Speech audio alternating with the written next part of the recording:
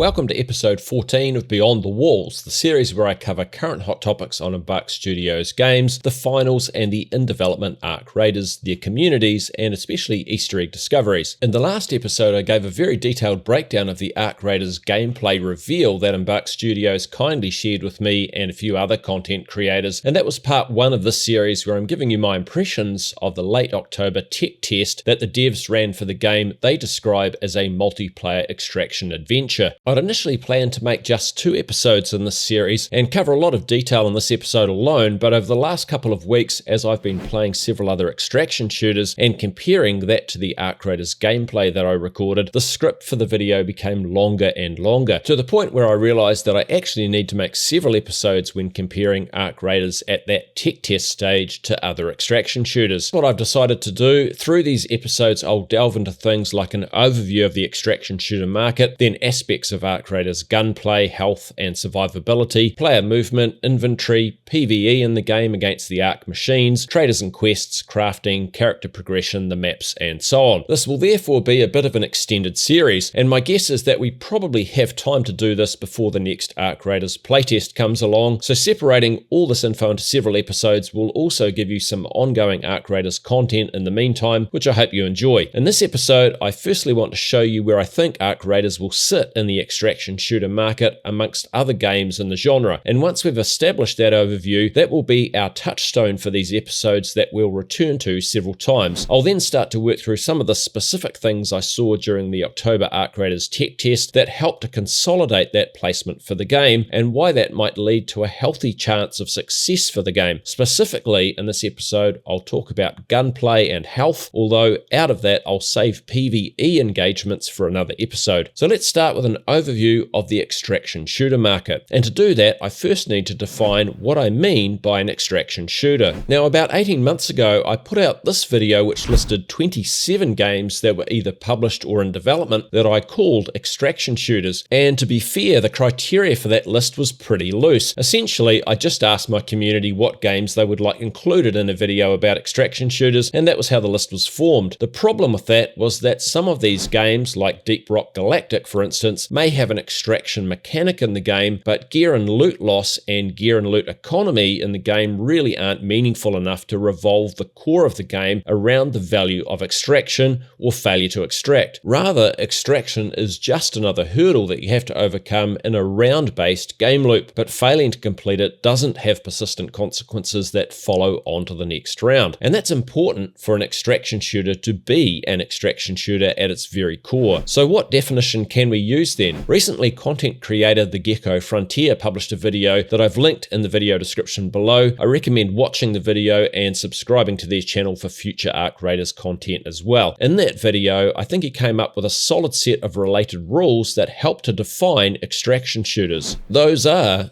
you should lose all of your loot, including what you brought into the raid with you when you die, except what might be in a safe pocket or safe container. This should also mean that if you fail to extract, you end up with less loot and gear in your total stash than what you started with, and the in-game economy should give loot and gear enough value that restocking items you lose if you fail to extract is costly. Put more simply, for a shooter game to be an extraction shooter, failing to extract successfully, whether it be by being shot or by failing to extract before the round timer ends, should leave you significantly worse off than when you started the round. Games that let you start the next round with a significant amount of free gear but simply limit your progression if you fail to extract, therefore don't provide enough tension to qualify as extraction shooters. Based on that definition, this is the list of games I'm going to refer to when it comes to which games Ark Raiders will compare to in the market. Additional games could be added to this list, such as Dungeonborn and Dark and Darker. Still, their almost dungeon crawler-like theme and playstyle is such a specific niche that it's arguable whether they are even shooters. I feel that comparisons between them and Ark Raiders wouldn't really add much to this discussion, so I'm excluding them. Also, a number of games like Level 0 Extraction, Marauders, and Vigor might easily be considered as extraction shooters, but their player numbers are so low that I think it's not worth including them in a conversation about where Ark Raiders will sit in the extraction shooter market. In development, games games like Beautiful Light could be included as well, but for the sake of this discussion, I'm choosing to leave those games out because they're quite likely to be released after Arc Raiders. However, I have chosen to include the in-development game Exoborn because it's quite a good reference for where the most casual end of the extraction shooter market sits, and from the playtests it's had, it looks pretty close to release. So now that we have this list, let's look at an overview of where I think Arc Raiders will sit amongst these games before we dive into some details about the game that should help to solidify that placement. This diagram plots the games on the basis of how casual or hardcore their gameplay is from left to right. And to clarify what would typically be considered hardcore, serious casual, or casual, here are some features that will be pretty familiar to a lot of you, and I'm going to go into some of these in more detail when we look at where Arc Raiders fits amongst other extraction shooters. Hardcore will often mean that there is no on-screen crosshair other than what the weapon has. Bullets have physics-based ballistics, and there'll often be a bullet tier damage system, which means a wide variety and complex selection of ammo. Successfully shooting another player might only be indicated by a blood spray. Friendly fire will usually be on, so don't hit your buddies. The health system might be complex and require you to bandage specific parts of the body. Usually the time to kill will be low, sometimes only requiring one shot, and there will be very limited information shown to you via the HUD. Serious casual will often mean that there may or may not be an on-screen crosshair. Bullets might have a mixture of physics-based ballistics, especially for long-range shots, and hit scan for short range. Ammo will often be simplified to a handful of types. Hitting an opponent might show a combination of a blood spray and a hit marker or other cues. Friendly fire will usually be off, but might remain on for things like grenades. The health system might be simplified but still offer a variety of medical utilities. The time to kill will usually be medium to high. Your player's movement might be a mixture of realistic and semi-realistic movements. For instance, fall damage might be lower than you would see in a hardcore game. And there might be some persistent on-screen HUD elements to show you things like your teammate's health, your selected weapon or gadget, and how much ammo you have remaining. And then casual shooters will often have a crosshair on screen, hit scan bullets, very simple ammo, very obvious graphical hit markers, no friendly fire, very simple health and healing systems, often a high time to kill, unrealistic movement, and very low fall damage, and many persistent HUD elements on screen to keep you informed about what's going on in the game. Games in a particular position on the casual to hardcore scale might have features that vary across the scale, but combined, it's usually possible to work out where they sit. Additionally, this diagram also separates these extraction shooters into whether they have a military art style or a civil, fantasy, horror, or sci-fi art style from top to bottom. Combining these things, the group falls into three clusters. Military-styled games with Delta Force's Hazard Operations mode being serious casual, and Escape from Tarkov being the most hardcore. The very casual sci-fi styled Exoborn, which is still in development, and Arc Raiders and Hunt Showdown, which, while both being serious casual and having non-military art styling, are very different in their themes, as well as other aspects of the games which I'll come back to. Exoborn is a good example of where a game might share some features across the scale, with it having simplified ammo types, but they're similar to Arc Raiders and not so casual that all weapons use the same generic ammo, which you might expect from an ultra-casual game. Anyhow, from this we could say that possible competitors for Arc Raiders, based on the seriousness and intensity of the gameplay, are Delta Force Hazard Operations, maybe Arena Breakout Infinite, or Hunt Showdown. It's possible that audiences for these games could overlap if there are players whose choice is mostly based on the seriousness of the gameplay, but if their choice is more or equally based on having a non-military art style, then only Hunt Showdown would offer any real competition. That game's strong fantasy or horror themes are very different from the retro sci-fi themes offered by Arc Raiders, so these two games might divide many players based on the themes alone. Certainly for players looking for a non-military and non-fantasy or horror-themed serious casual extraction shooter, then Arc Raiders would pretty much be their only choice. Now let's consider the game's platforms. Amongst the military-themed extraction shooters, there is a singular option because they are all PC only. Only Arc Raiders, Hunt Showdown, and Exoborn offer options for console players. It does seem that the console market is potentially a little underdone as far as extraction shooters go currently, and therefore it's really not surprising that Embark Studios are making sure that Arc Raiders will be available to console. And out of all of these games, only Exoborn and Arc Raiders are third-person shooters, meaning that Arc Raiders will be the only serious casual third-person extraction shooter available for console. We can already start to see that Arc Raiders is aiming for for what is a relatively distinct niche in the extraction shooter market, having a non-military theme, serious casual gameplay, being third person and available to console. So let's now start to look at how the various elements in the game, well, not necessarily being individually unique, in fact you'll see that some of those are very close to other extraction shooters, together anchor the game around that overall serious casual gameplay. Let's start with gunplay elements and more specifically ammo.